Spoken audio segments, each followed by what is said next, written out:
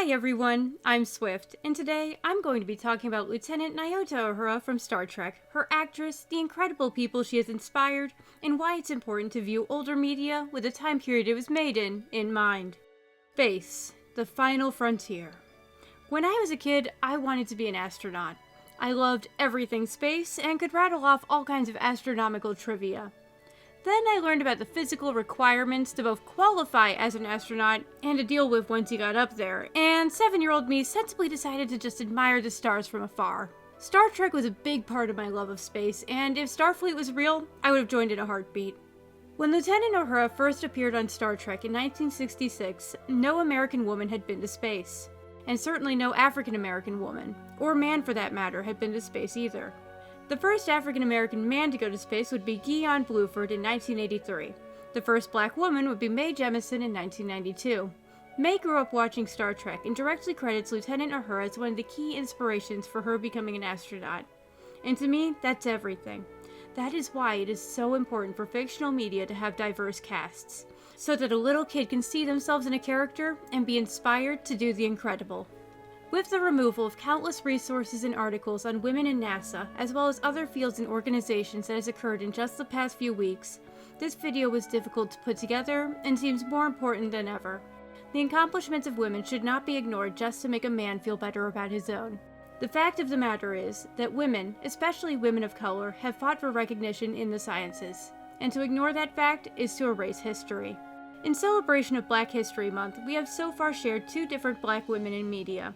The first 2, Meredith and Allison, were probably new to you. Today's feature, Uhura, is probably one of the most recognizable women in fiction. That being said, spoilers ahead for Star Trek, the original series.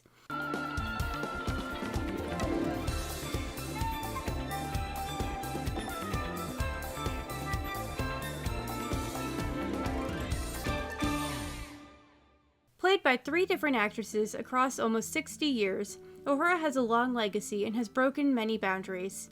It's no secret that Star Trek cast boldly.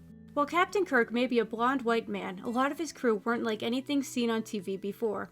A Japanese man so close to World War II, a Russian in the middle of the Cold War, a black woman during the height of the Civil Rights Movement, just to name a few. Gene Roddenberry aimed to show the world a future where these divisions no longer mattered and where everyone is equal. Sulu and Uhura weren't playing servants or thugs. They were respected ranking members of Starfleet. Chekhov wasn't a villain. Sure, through him there were plenty of passes at the Soviet Union, but he was always portrayed as a little confused, but well-meaning, and as a good guy. This casting practice would continue into Star Trek's sequel series.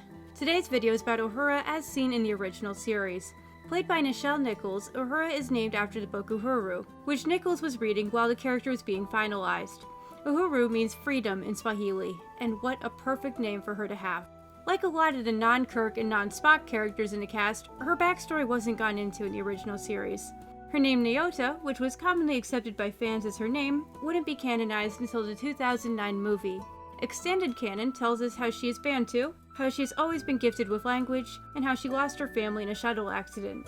Like her actress, she was gifted with music, and in the later movies would go on to become a commander. But that almost didn't happen. In 1967, Nichelle Nichols confessed to Martin Luther King Jr. that she was considering leaving the show after he told her that he was a fan, and he convinced her not to, helping her to realize what an important role she was playing for black people everywhere. To paraphrase, he told her, "Don't you understand, for the first time, we're seen as we should be seen. You don't have a black role, you have an equal role. You are our image of where we're going. You're 300 years from now. And that means that's where we are and it takes place now. Keep doing what you're doing. You are our inspiration." Uhura did what no black woman had ever done on TV before. She was a ranking officer who could readily take control of other stations on the bridge. She was a polyglot with a specialized job that few can do. It's easy for modern people to be dismissive of her role as communications officer, easily comparing it to the secretary roles of the past and saying that all she did was sit in a chair and answer the phone. But that is a grave misunderstanding of the importance of communications, especially on what's essentially a massive warship.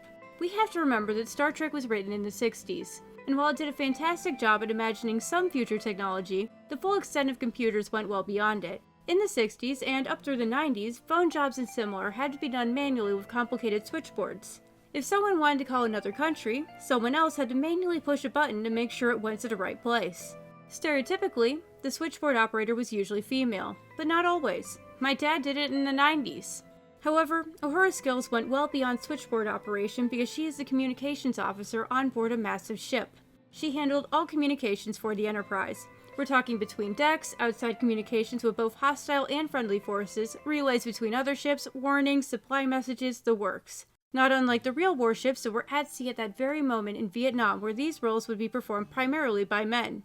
These sailors received and transmitted warnings of enemy locations, translated encrypted secret messages, and helped to ensure that things ran smoothly on board the ship in general. If the comms officer messed up, there was a very real possibility of everyone on board dying. This was a big position, and on Star Trek, it was held by a black woman. That said, it's not the most exciting looking position, and it could get boring for Nichols. Shortly before her death, I had the pleasure of seeing Nichelle Nichols speak at a con where she said that her favorite episodes were the ones where she got off the bridge and out of the chair. And who can blame her? Nichols came from a background of musical theater. Uhura was kind of the opposite of that. After the series, Nichelle Nichols went above and beyond her call as actress. As the face of fictional women in space, she went out of her way to encourage real women to reach the stars. Working directly with NASA, she acted as a spokeswoman and is credited with the recruitment of many diverse astronaut candidates, both male and female, including both the first African-American man and woman in space. Mae Jemison would even appear on an episode of The Next Generation and be the first real astronaut to appear on Star Trek. Uhura showed countless children that anything is possible, that, as her name suggests, they are free to pursue their dreams, even if no one who looks like them had ever done so before. With the removal of DEI-related articles from countless websites, including NASA's, the stories and accounts of many women and people of color in the sciences have been silenced. This is not okay. Removing the articles does not change the fact that these people exist. It only hides them from those who might want to learn from them and be inspired by them. And it only serves to benefit the most insecure of white men who feel threatened and undermined by the very presence of an article about a woman, rather than simply taking the time to realize that there are and should be articles about both men and women, and that those articles should be accessible to all, regardless of who they make feel uncomfortable. For now, we can use the Wayback Machine to preserve these articles, but we shouldn't have to.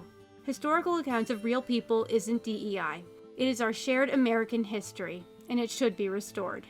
That said, Uhura is one of the most important characters to ever grace our TV screens.